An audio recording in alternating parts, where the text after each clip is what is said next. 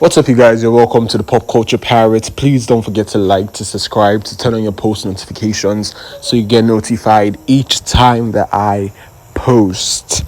So let's get right into it. The Barbz and the BEYHIVE have been on each other's necks.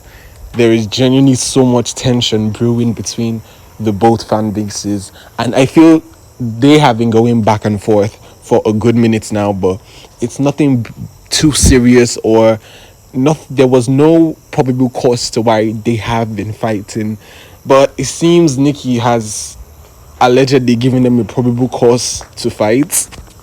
And when I tell you it's about to get messy, it's about to get messy.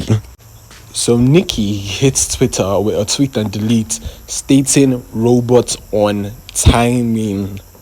Robot on timing. And many people took this as a jab to Beyonce, because if you know, you know that people often call Beyonce a robot because she doesn't interact with her fans. She's always by herself. She just seems so calculated. Her movements are so precise and everything. So it's just the way she carries herself that makes her seem, I guess you could say, less human to certain people. So people for years have been referring to Beyonce as a robot rather, just because of that. So when Nicki tweeted robot on timing, people immediately assumed that it was a jab at Bey. And when I tell you that Twitter was on fire, Twitter was on fire. One user said there is not a more clearer indication that someone has a nasty spirit than to beef with Beyonce of all people in 2024. Also, it takes two people to feud. So yeah, person is saying Beyonce is barely on the internet. In fact, she's almost never on the internet. So to engage yourself in a beef with Beyonce in 2024 is basically you talking to yourself, because she's never going to respond, because Beyonce doesn't use the internet like that, or she doesn't communicate on the internet like that. At the end of the tweet, he would say it takes two people to feud, basically saying that Nicki is talking to herself and Bey will never engage her. And then another user would say, y'all need to start ignoring the BEYHIVE the same way Beyonce does. And another user would say, BEYHIVE, happy birthday, Beyonce. Beyonce's STFU, buy my liquor, and no visuals, stop asking. I think all three drugs are self-explanatory. The route both fan bases are going to basically tug at each other. But here is my not so controversial take on this. We don't know for a fact Nicki was talking about Beyonce. We don't know that for a fact. Because, like I said in the previous video, Nicki was just on Station Head the day before and played 3 Beyonce songs. Why would she be playing songs of someone she has beef with on Station Head? It's like Nicki going to Station Head and playing his or any Megan Thee Stallion song or any Cardi B song. That would be so off.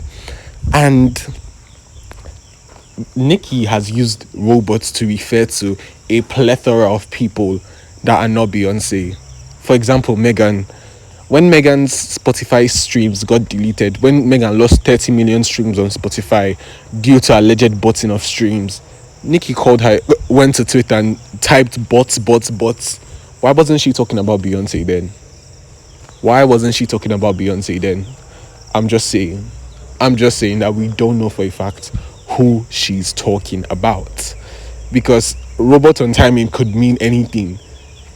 And if you know Nicki, you'll know it's very probable that she's talking about the industry and them monitoring her movements.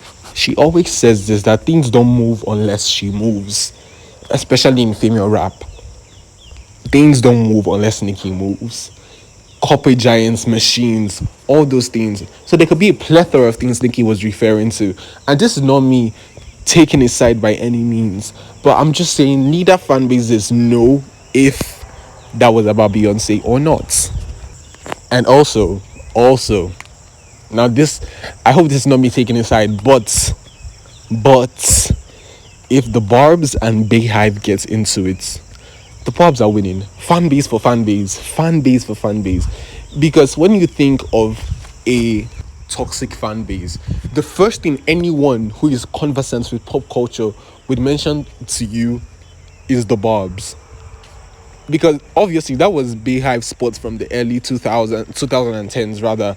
BEYHIVE, they were known as probably one of the most opinionated and most, I don't know if the word corrosive would serve this instance, but they were practically known as that. But as time progressed, the Barbz took that sport, and I don't think it's even a question, because if you're honest to yourself, you would know that pop culture recognizes the Barbz for being more of a brute force than BEYHIVE for the last 5, 6, 7 years. And if you're being honest to yourself, you would know this. You would know this. However, if they get into it, the general public is obviously going to be on Beyonce's side. The general public is obviously going to be on Beyonce's side. But we've already experienced that with Megan. It doesn't get worse than 2024 January. It doesn't get worse than that. The general public cannot go farther than that. And you see how Nicki was perfectly fine immediately after that. So I don't think that there's going to be necessarily any winning or losing, because both parties' careers would be just fine. But if we are going fan base for fan base, the Barbz have it. If you meet anyone and you ask the fan base that is responsible for leaking addresses, pulling up to your house, beating you and your mother, they would obviously say the Barbz. And I'm not saying that's a good thing. I am not by any means endorsing violence of any sort, but that's just the honest truth about the matter. But child, we know this beef is not going to go anywhere. We know that this is not going to yield any fruit, and this is probably just both fan bases being paranoid and being on their toes, especially BEYHIVE, since Nicki has been coming for Beyonce's husband. In other news, Nicki Minaj's Pink Friday 2 continues to rise to new chart heights. If you remember last week, Forbes uploaded an article stating that the album sales soared by 875% in a single week. An 875% increase in a single week, with songs like Needle receiving over 200,000 streams on Spotify, with an increase 202% in streams, and the entire album is back on Apple Music, charting at 130 on the Apple Music album charts. And I have mixed feelings about this, because while it's doing really well on the charts, it's giving Nicki more reasons not to give us visuals, because it's like you're seeing the album do well without visuals. People are listening to the album without visuals, so why would I stress myself giving you guys visuals? And Nicki, please, I don't even want to get the impression that that's the idea that is going through her head, because now there's a reasonable ground for her to believe that visuals are not necessary. They really aren't, but they just add to the entire experience of an album. And now Gold Derby names Pink Friday 2 by Nicki Minaj as one of the albums likely to receive a nomination for Best Rap Album. So basically, they're saying Pink Friday 2 is very likely to be nominated for Best Rap Album at the 2025 Grammys. And personal advice, I personally don't think the Barbz should ever stress themselves about a Grammy. They should never. Especially after that stunt they pulled last year, where they put it on their Twitter that Barbie World with Nicki Minaj and Ice Spice was the winner for Best Rap Song rather. And also on their website, they named Barbie World as the winner of Best Rap Song, just to announce another thing on live television. And the Grammys in over 60 years have never made such a mistake. And it happened when it was Nicki Minaj. It's very obvious that they are playing games. So if it happens, it happens. But I don't think the Barbz should ever put their minds on the Grammys, because that was a very ridiculous and unprofessional, and it was intentional as well. You cannot convince me that it was not planned. Like I said earlier, if it happens, it happens. If it doesn't, Nicki Minaj is good. And that's something I need everyone to be sure about. She's good. Her career is good. She still went on the highest grossing female rapper of all time with no Grammy. So I promise you, she's good. In other news, Cardi B is once again facing payola allegations. If you remember, a few weeks back, fans noticed that Cardi B's Up suddenly re-entered the Bulgaria Spotify charts at number 7 and peaked number 1 with one of Bulgaria's highest streaming days ever, randomly out of the blue. And I think that's when the payola allegations started rising again. And I didn't report on it because I just felt, oh, that's suspicious. But like, there has to be more ground. before such allegations are made and stuff.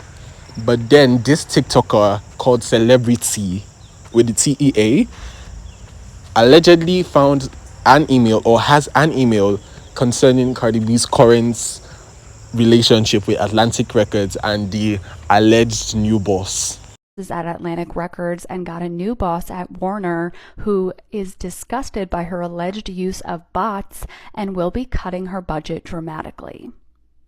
Nip Tuck, aka Cardi B, told her fans that she speaks to the bosses at her label, Atlantic Records. Did they forget to tell her they were losing their jobs? The new boss, Robert Kinkle, CEO of Warner Music Group, was disgusted when he saw how prevalent the use of bots were at the company, so cleaned house because trickery and fake news was a part of the company's culture. The internal memo was leaked online yesterday. He wants artists with real fans, not bots. Streaming doesn't make the kind of money a company that big needs to keep the lights on. Nip Tuck will find out who her new superiors are on Monday. Her budget will be reduced if she can't convince them that her fans will actually buy her music moving forward. And again, this is allegedly Cardi B, Atlantic Records, Robert Kinkle, the new CEO of Warner Music Group. And the related headline reads, is Cardi B signed to Atlantic Records? Nicki Minaj mocks mass layoffs at record labels, saying UPS is hiring. So that's about it. Please let me know your opinions on all of this, all of the drama. And please don't forget to like, to subscribe, to turn on your post notifications so you get notified each time I post.